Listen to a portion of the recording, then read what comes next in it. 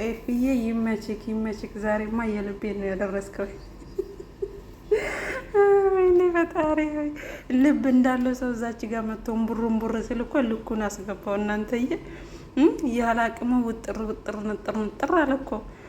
ምን አለበት እንደ አቅሚቲክ ብታደር።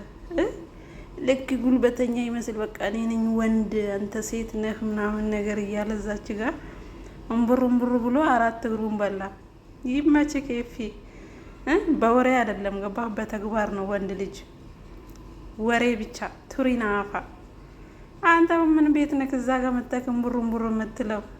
እንደው እንደ ዛሬ ኤፊ አንጀቴን አርሶኝ አቅም እውነት ለመናገርና ገፈታተረው ምናምን ነገር። ከዛ ኤፊሻ ቀስ ብላ ገባችለት በቡጢ ማለት ነው።